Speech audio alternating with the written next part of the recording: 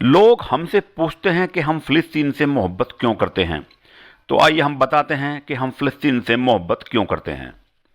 ہم فلسطین سے اس لیے محبت کرتے ہیں کہ یہ فلسطین نبیوں کا مسکن اور سرزمین رہی ہے۔ حضرت ابراہیم علیہ السلام نے فلسطین کی طرف ہجرت فرمائی۔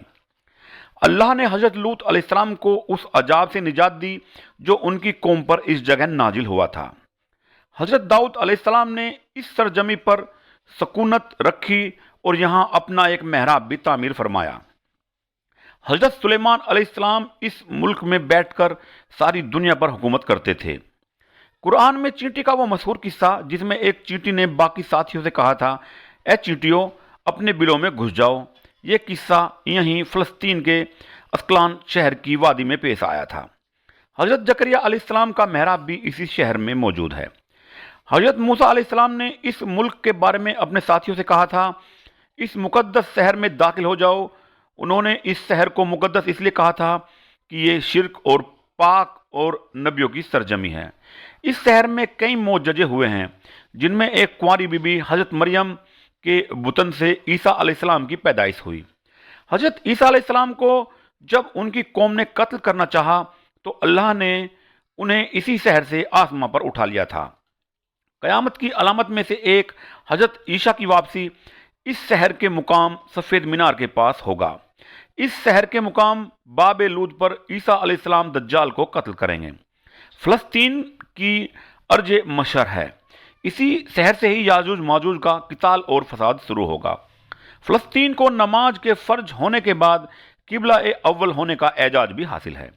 ہجرت کے بعد جبریل علیہ السلام اللہ کے حکم سے نماز کے دوران ہی محمد صلی اللہ علیہ وسلم کو مسجد اقصی سے بیت الکعبہ کی طرف رخ کرا گئے تھے۔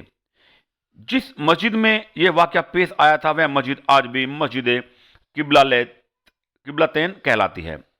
حضور اکرم صلی اللہ علیہ وسلم معراج کی رات آسمان پر لے جانے سے پہلے مکہ مکرمہ سے بیت المقدس فلسطین لائے گئے۔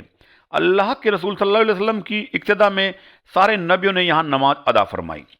اسلام کا سنہری دور فاروقی میں دنیا بھر کے فتح کو چھوڑ کر محض فلسطین کی فتح کے لیے خود عمر رضی اللہ عنہ جانا اور یہاں پر جا کر نماز ادا کرنا اس شہر کی عظمت کو بتاتا ہے۔ دوسری بار یعنی 27 رجب 583 ہجری جمعہ کے دن کو صلاح الدین ایوبی کے ہاتھوں اس شہر کا دوبارہ فتح ہونا۔ بیت المقدس کا نام قدوس قرآن سے پہلے تک ہوا کرتا تھا۔ قرآن نازل ہوا تو اس کا نام مسجد اقصی رکھا گیا۔ اس شہر کے حصول اور رومیوں کے جبر و ستم سے بچانے کے لیے 5000 سے زیادہ صحابہ کرام رضی اللہ عنہ نے جام شہادت نوش کیا، اور شہادت کا باب آج تک بند نہیں ہوا، سلسلہ ابھی بھی چل رہا ہے۔ یہ شہر اس طرح شہیدوں کا شہر ہے۔ مسجد اقصی اور شام کی اہمیت حرمین کی طرح ہے۔ جب قرآن پاک کی یہ آیت امت محمدی حقیقت میں اس مقدس سرزمین کی وارث ہے۔ فلسطین کی عظمت کا اندازہ اس بات سے بھی لگایا جا سکتا ہے کہ یہاں پر پڑھی جانے والی ہر نماز کا اجر 500 گنا بڑھا کر دیا جاتا ہے۔ نگاہیں منتظر ہیں بیت المقدس کی فتح کے لیے، یا رب پھر کسی صلاح الدین ایوبی کو بھیج دے۔ سبحان اللہ۔